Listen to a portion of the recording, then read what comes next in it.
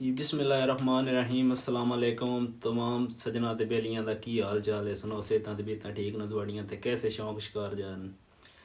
मैं सरवर शहजाद ते तुसी मेरा चैनल वेख रहे हो सरवर व्लॉग असील। सब तो पहले रिक्वेस्ट है मेरे चैनल ਨੂੰ जिन्हां भरावां सबसक्राइब नहीं कीते और सबसक्राइब कर लैन ते बेल आइकन को प्रेस कर लैन क्योंकि हर आने वाली वीडियो तुहानू सब तो पहले वेखने वास्ते मिलती रहे। जी दोस्तों, मैं अज नवी वीडियो नाल हाज़र हाँ ते बड़े अरसे बाद वीडियो बनाने लगा ते तुहाड़ियां भरावां दी सपोर्ट चाहिदी है। ये अज दा टॉपिक जिहड़ा है वो है अपना वैक्सीन उत्ते।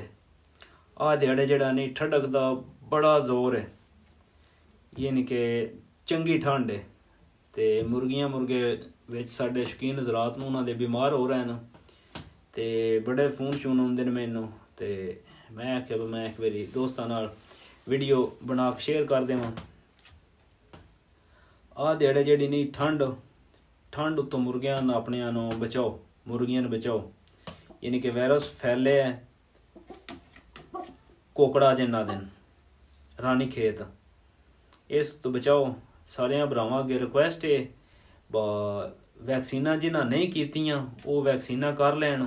कुरेजा बीमारी है, बड़े बड़े वड्डे शिकारी जिन्हां दे खुड्डियां दे खुड्डे खाली हो गए न ते ये रिक्वेस्ट है जिन्हां भरावां शौक रखे न अपने वो वैक्सीनां तकरीबन महीने दूजे बादों वैक्सीन करन।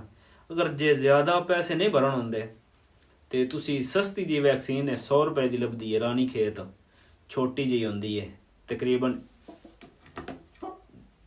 1.5 कैंची दी अपना तकरीबन वैक्सीन 1.5 कैंची दी होंदी है।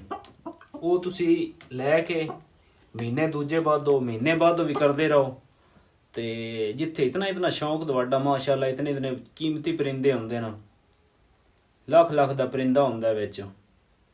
आ साडे शौकीन हज़रात जिन्हां रखे न कीमती परिंदे ये उन्हां वास्ते वैक्सीनां हुण जिहड़ी दूसरी NDI भी है, NDI भी वो तकरीबन 900 ते पड़ गई है। दूसरी एंडी लसोटा जिहड़ी है वो 700-750 की लभदी है तो पर सारियां नालों बेस्ट है NDI भी। उस चो 4 बीमारियां आ जांदियां न। कुरेजा रैनी खेत वो गले दा इन्फेक्शन जिस च होंदा है बीमारी चो वो तकरीबन 4 जिहड़ा नहीं वो बीमारियां कंट्रोल करदी है।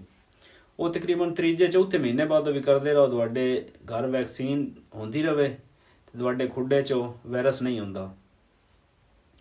उस तो बाद वो नहीं होंदी तो फिर मैं रानी खेत इस्तेमाल करदा।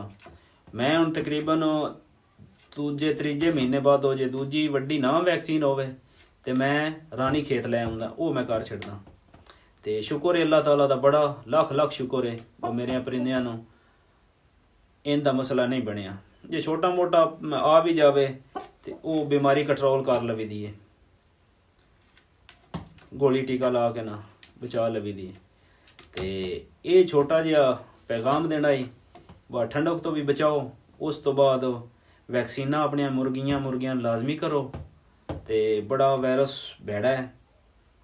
आ मौसम चेंज होया यकदम ठंडक पई है तो बड़े बंदियां दे मुर्गे बीमार हो रहे हैं। शौक करो इसका। इस तो बाद दवानों मैं ਜਿਹੜੇ नवे शौकीन हज़रात ਨੂੰ ਉਹਨਾਂ ਨੂੰ ਕੋਈ ਤਿਆਰੀ ਦੇ ਬਾਰੇ ਥੋੜਾ ਦੱਸਾਂ ਦਾ ਤੇ ਅੱਛੇ ਕਮੈਂਟ ਕਰਿਆ। ਅੱਲਾ ਸੋਹਣੇ ਦੇ ਹਵਾਲੇ। ਬਿਜਲੀ ਸਾਡੀ ਟੁਰ ਗਈ ਹੈ। ਨਵੀਂ ਵੀਡੀਓ ਨਾਲ ਫਿਰ ਮੁਲਾਕਾਤ ਹੋਵੇਗੀ।